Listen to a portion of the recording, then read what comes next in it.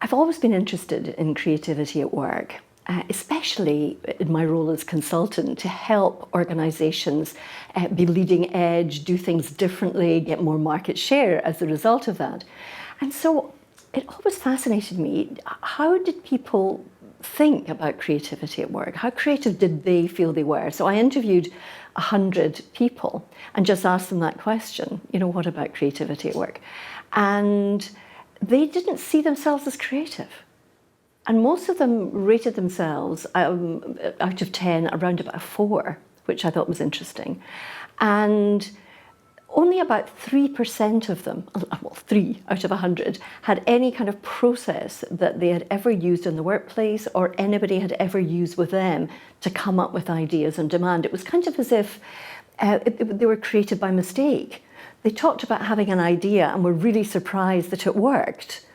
And I don't think we should be just resting on those particular laurels. I think we should be able to be creative on demand.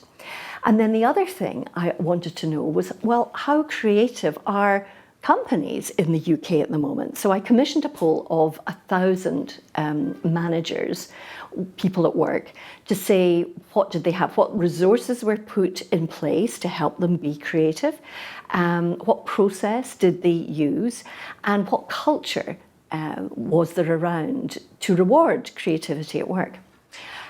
Not great. Only 20 to 30% did anything in these 3 areas. And the best, I think, understandably, was media and the arts, sports, recreation, were about 50%.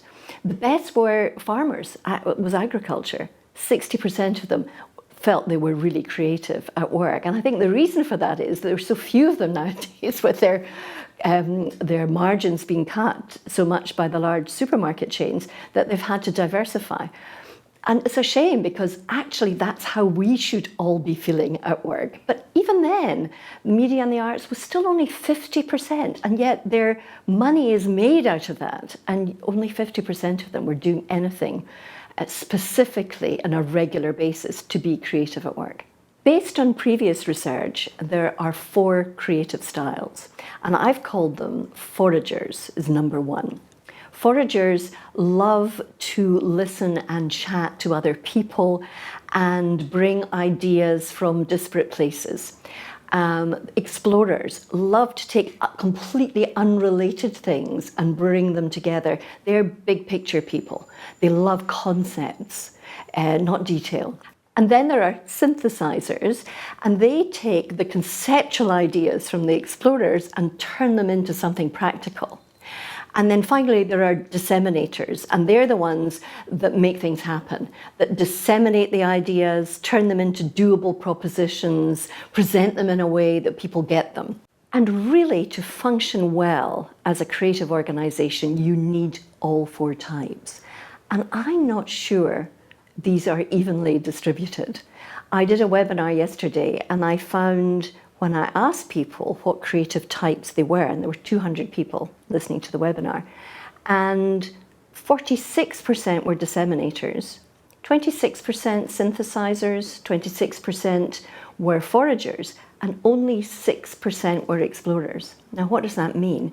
It means that the explorers who do the big picture, who are kind of maybe slightly on the wild side, who see unusual connections to things, they're not around in the workplace, at least not within the professions, not within the more conservative areas of work. And actually, you need these people there. And you can take a wild idea and tame it and turn it into something interesting and useful. But to do the same old, you can't do that. And loads of organizations talk about innovation, but what they're really talking about is kind of tweaking. Now, there's a place for tweaking. Tweaking's good if you've got a good product, fabulous service, and you're just tweaking it to make it even better. But sometimes you need something that's going to be very different. And that I don't think we have in abundance in the UK at the moment. I think the risk of not embarking on creativity are really huge. I mean, they won't be immediate because there are some fantastic companies out there who will retain some market share. But if they don't think ahead, if they don't think the unexpected, think what is unthinkable, then they will eventually lose market share. And I'm just thinking of an example just now of Woolworths, for example. I remember meeting the consultants who were working with Woolworths. And I said, well, gosh, if there was ever a time that creativity were needed. And he said, oh, we don't do creativity. So guess what? They died. And yet they were a great high street shop. There was something that was doable there. And that didn't happen. And shame on these consultants. I think they're now talking about doing creativity, but it's a very conservative, small and slightly grey creativity. But at least they are. They've learnt their error of their ways. What I would love to see is hiring for creativity. Hire people so that you know what you're getting. And if there's a team that's lacking an explorer, then hire somebody with the professional qualifications, but somebody who's also an explorer. I think there's a kind of fear in organisations to bring in people who are creative in case you can't handle them or it's like herding cats. Well, bring a user-friendly one. You know, they're not all out there and can't be motivated or rewarded. And in fact, that brings me on to the next step. It's reward for creativity. Don't just reward for the bottom line, but when you're doing your performance management, put in ideas in there, ideas for change. And train people to be creative, help them discover a process that suits their organisation. And something not to do is bring in external consultants who whisk in, do the kind of wowy, rah-rah out there kind of stuff, and then leave them and let them get back to normal as if it never happened. There should be a legacy there. A number of companies who spend fortunes to bring people in to help them with strategy or planning, but then disappear and nothing is left behind.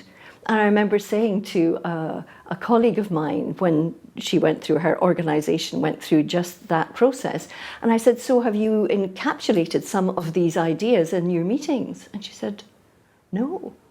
And yet they all loved it, but they didn't actually do anything about it. And that is not what creativity should be about. It should be ingrained, it should be in the structure, it should happen at every meeting.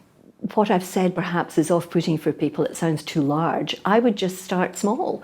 And at the end of every meeting, have 5 minutes to discuss ideas for change, not just the endless presentations of what has happened during the month, or something I call the bug list, you know, things that have bugged you over the last month.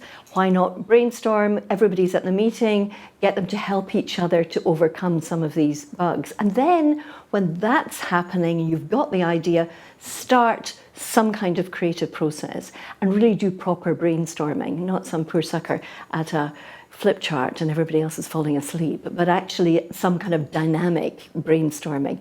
And then it will surprise organisations what you come up with. It can be really exciting, fun, and fabulous for the future.